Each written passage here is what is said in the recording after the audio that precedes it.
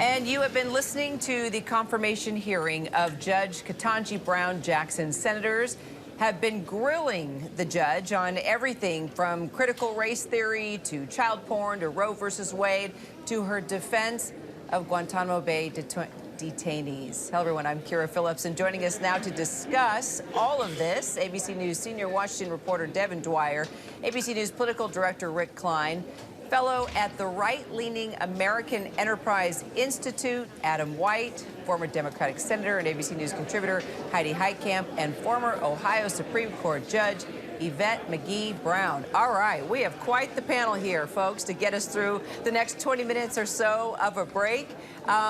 Judge Brown, let me start with you. First of all, this has been a long day for Judge Jackson, but she is doing well. What are your just initial thoughts as we're into day two? Questioning.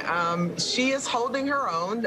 You can see, or I guess I can pick up the heavy sigh that she had at some of Senator Cruz's questions.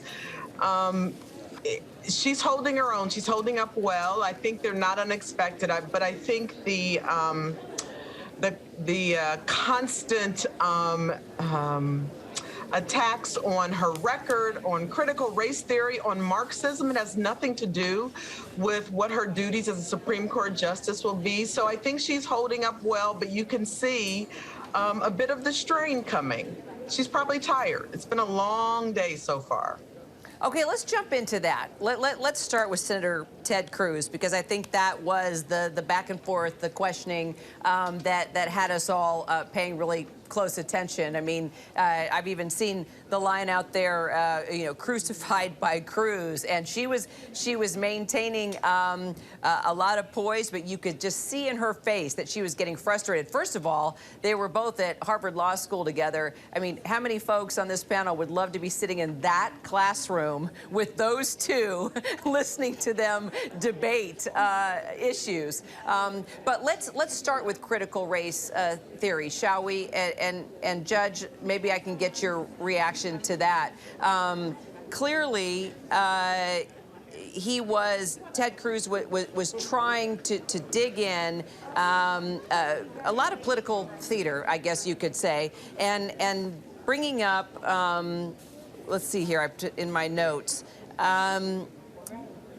the fact that she served her service to a private D.C. school. That was it. And he had all the props. He had the children's books that were allegedly used at this school. He was citing certain authors, really digging in to specifics. Let's take a listen to that exchange and then come out. Now, this is a book that is taught at Georgetown Day School to students in pre-K through second grade, so 4 through 7 years old.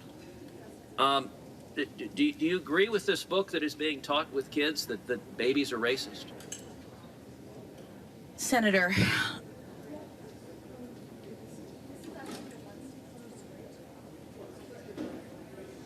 I do not believe that any child should be made to feel as though they are racist, or though they are not valued, or though they are less than, that they are victims, that they are oppressors. I don't believe in any of that.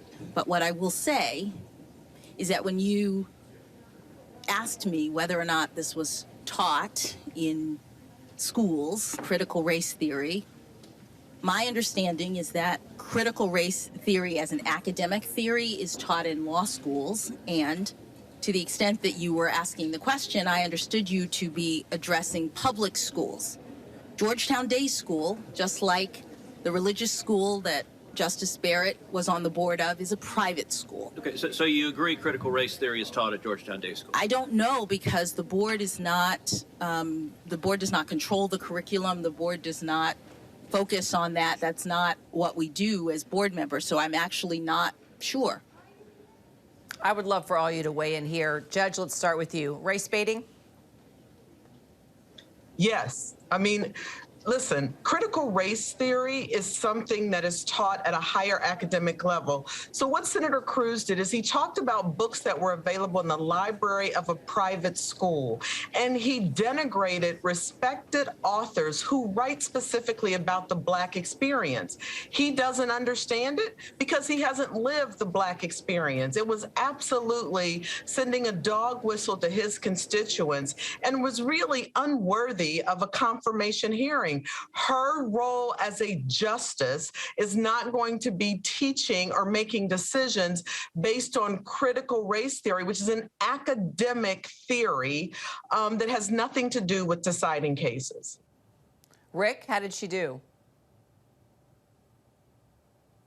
An issue that is tangential at best to her record as a judge, and I think to the extent that she brought it right back to that and said it doesn't have any factor with what I'm here to discuss, I think that's an effective redirection to the reason that she's before the panel at all. You could sense the exasperation, the long pause there, I think spoke for a lot of people. I think, you know, Cruz borders on self-parody with the depictions of that book and the questions, are babies racist and the like, but for a big chunk of the Republican base, it is a big buzzword. And he knows it, everyone in the room knows it, and the connection that he tried to draw from that to her decisions on sentencing in child pornography cases and others, I think that is the crux of the argument you're seeing from the Republicans.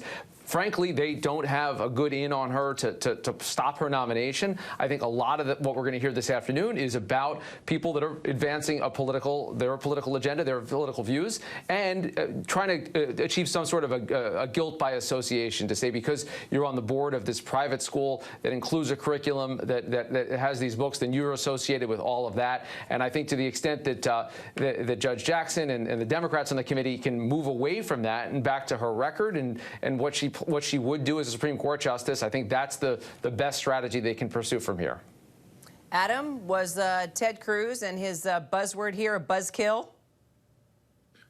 Well, obviously, this was the most politically heated moment of the day so far, and it's going to get the most headlines. And as has already been mentioned, literally speaking, it's only tangential to her actual duties on the D.C. Circuit. It's not really related to her role on the D.C. Circuit or as a justice. But here's why it's important, I think. Every Supreme Court confirmation hearing, for all of its controversies and attacks, it becomes a conversation about what kind of country are we and what's the role of the court and the Constitution in our country. And at a moment when there's real nationwide debate over issues of race, racial justice, education, and other things, Senator Cruz's argument, as pointed and sometimes off base as it was, I think does raise these fundamental questions about how we understand our founding and our Constitution. And that really does undergird every judge's role on the Supreme Court. So obviously it was a political moment, but I don't think we should give short shrift to the bigger fights that it's an echo of.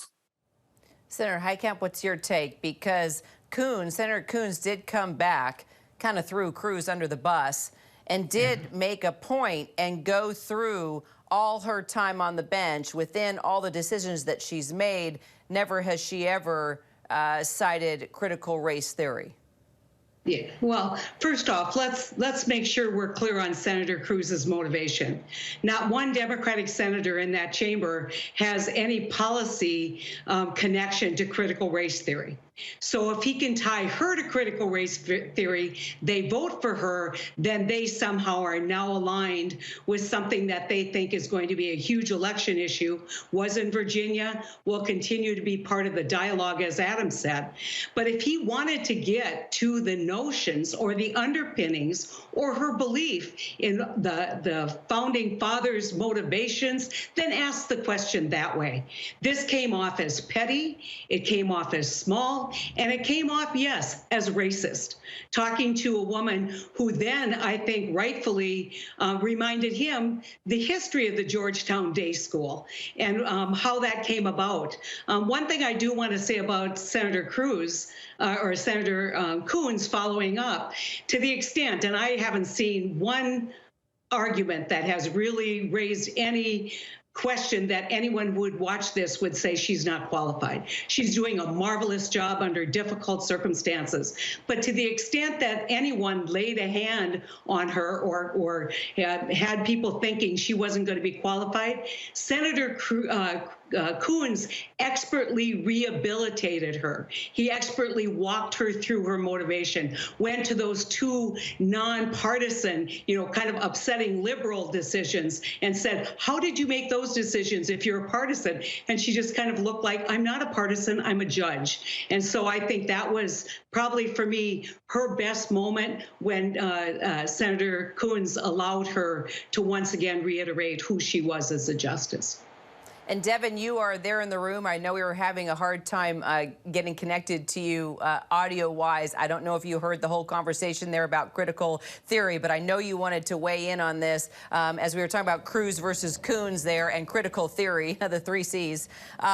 Coons did wrap up by saying, okay, now that all is said and done, clearly your decisions have been based on the law and not a political agenda. What did you make of the whole back and forth with critical theory, as we pointed out? Quite the Republican buzzword.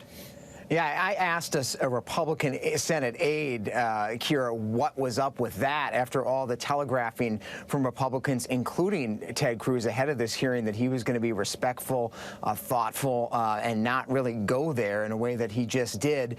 And the response I got back was 3 letters, ACB, Amy Coney Barrett. And remember, she was grilled for her position on a board of a Christian school in Arizona at the time of her nomination, and Democrats tried to link her to some of those positions that the school held at the time she was on the board.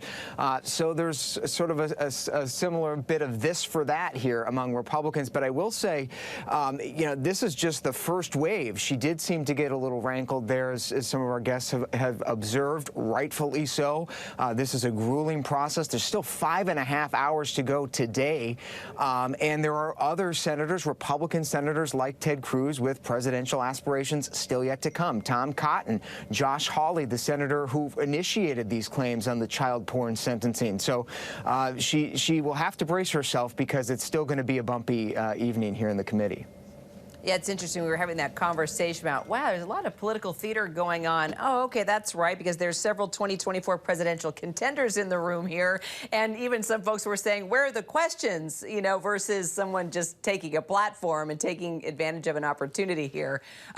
Devin, let's just, one of the other more fiery lines of questioning came from Senator Lindsey Graham, of course, over Jackson's defense of Gitmo detainees. Let's take a listen to this, and I'll get everyone to weigh in.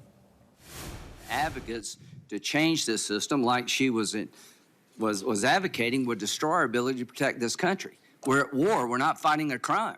This is not some passage of time event. As long as they're dangerous, I hope they all die in jail if they're going to go back and kill Americans. It won't bother me one bit if 39 of them die in prison.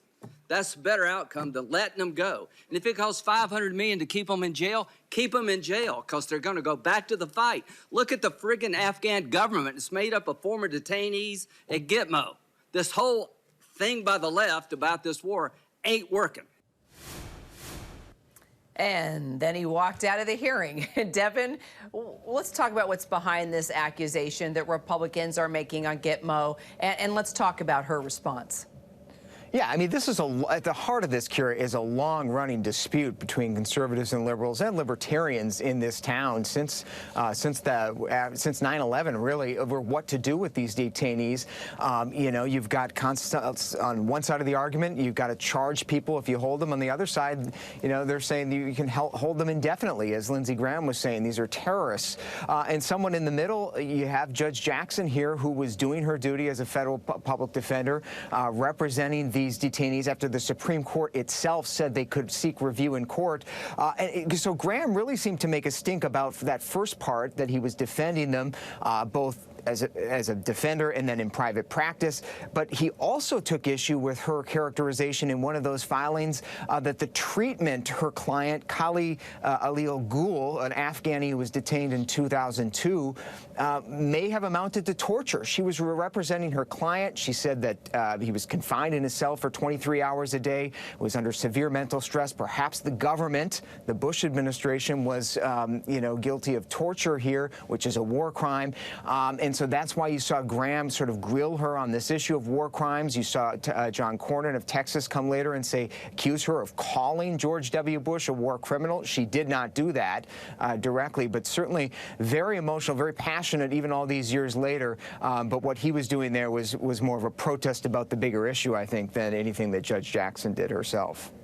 Adam, do you think that was a fair shake there? Because they did come back after that break, after clearly doing, they said, some quote-unquote research, and did give the background and context to exactly what Devin was talking about, and saying clearly, Judge Jackson, you did not call the former president and Secretary of Defense war criminals.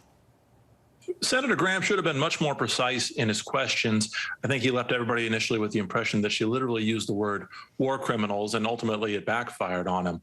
That said, the arguments that she raised in the brief, at least by even Senator Durbin's account, they were significant. They were significant criticism of the Bush administration in an era when, as we all remember, our politics was full of really heated attacks on the Bush administration. I think it's, in some ways, this was a time warp back. If you think back to the Roberts and Alito confirmations, both those confirmation hearings were dominated by arguments over executive power and wartime. So it's interesting to come back to that. But I think it is also a pretty stark reminder that lawyers early in their careers, when they carve out significant arguments, and sometimes even if she didn't say war criminal, you know, or accusing the government of violating the laws of war, some people are going to have a very long memory for that. All right, let's get back to the issue of child porn. This came up once again, of course. Senator Cruz, he had his board and his cases. It made for a great prop, once again, when discussing how she had ruled and how she had been involved in reducing sentencing when it came to child porn, child predators. Let's take a look at, let's first back up a bit at Senator Hawley when he talked about Jackson, as he said, letting child porn offenders, quote unquote, off the hook. Let's listen to this moment, bring in what Cruz did, and have a discussion. These are some of the most difficult cases that a judge has to deal with, because we're talking about pictures of sex abuse of children. We're talking about graphic descriptions that judges have to read and consider when they decide how to sentence in these cases. And there's a statute that tells judges what they're supposed to do. Congress has decided what it is that a judge has to do in this and any other case when they sentence.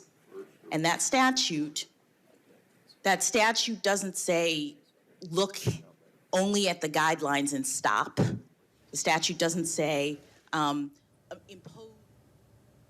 All right, Judge, I'm going to take this to you because we were talking about this early on, because Cruz came back in once again saying, you did this case, yet this was the proposed sentence, yet you went below, you gave less time. And he did that on a big board. Second case, third case, fourth case. Okay, it made a good prop. However, she brought it back saying it's because of Congress, because of the laws, because of the, quote, requirements and recommendations that I called for the sentences that I did. So did she make a good point? First of all, why do Republicans keep pushing this way? And do you think the judge did a good job at explaining how she simply has been following the law?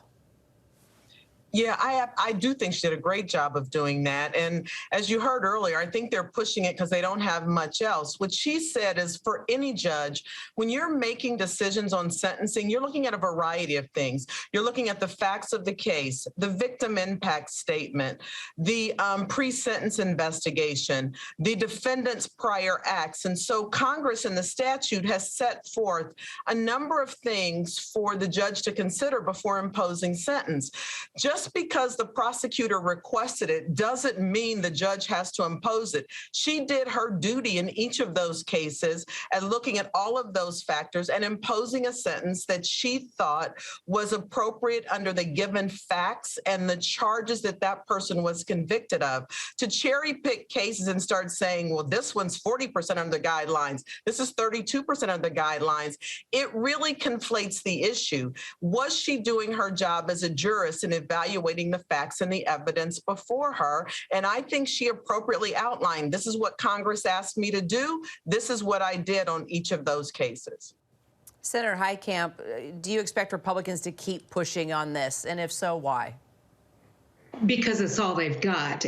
But I think the other thing that's happening here is you heard, I think it was Amy Klobuchar, Senator Klobuchar said, look, other people that we have confirmed have also not followed guidelines. And so I expect in the next couple days, they're going to be going through those records, showing, again, a big chart where somebody didn't follow the sentencing guideline to the letter.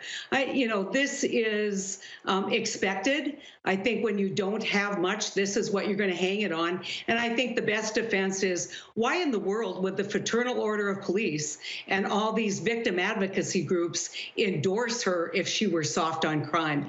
And also her personal experience in her family. And so to the public looking at it, they can see that chart and it doesn't mean anything. But that endorsement from the Fraternal Order of Police and that fact that her family has put on a uniform and gone out and protected the citizens of whatever jurisdiction they're in, that's what people are going to remember. And I think it's been diffused quite a bit. I expect we're going to see charts of Republican nominees who have not followed sentencing guidelines.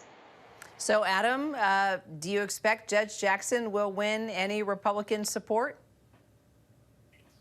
Probably not on this committee. I expect that in the full Senate, she'll probably pick up a Republican vote or two. If I may, I just want to point out the themes that we've discussed, the themes the senators have raised, sentencing, what's taught in schools, and just judicial methodology in general. I know these seem like three very different issues, but either intentionally or unintentionally, there's an interesting connection between them. For each of these are questions of power and discretion. The senators are getting Judge Jackson to defend the use of discretion, whether it's discretion of what's taught in schools, how her sentences went. But I think ultimately the Republicans here are making a broader critique of power and discretion in general. And I think that plays to the current populist and anti-institutional moment of the Republican Party in a significant way that might not be quite evident yet, but I'm seeing it come up in each of these debates. Finally, as we want to just kind of set the scene, I mean, it was already colorful back and forth, but Devin, boy, has she got a lot of family support there.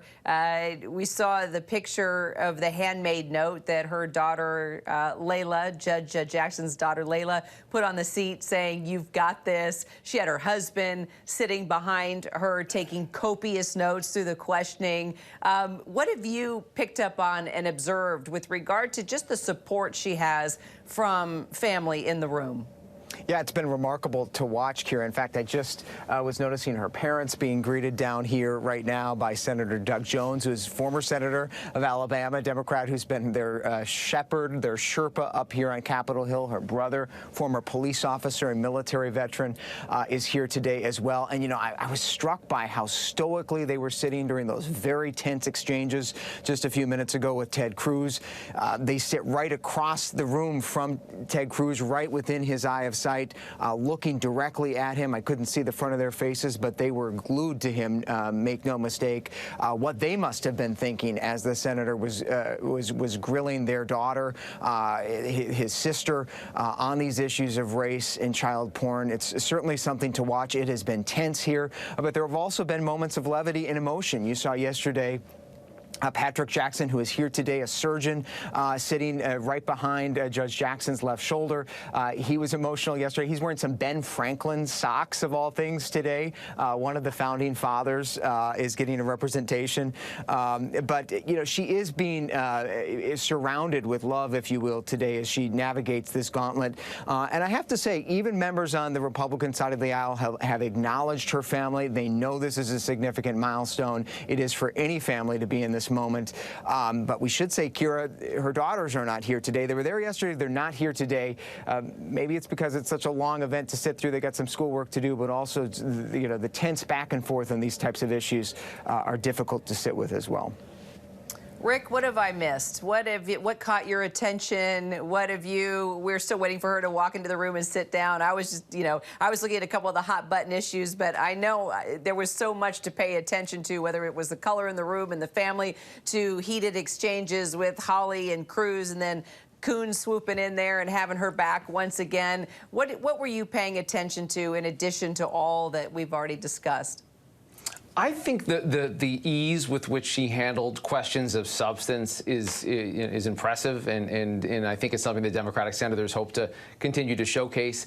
We remember Amy Coney Barrett got a lot of praise for not consulting notes. I haven't seen her looking down to try to refresh herself on any piece. She has handled this, all the questions, the deep questions of law.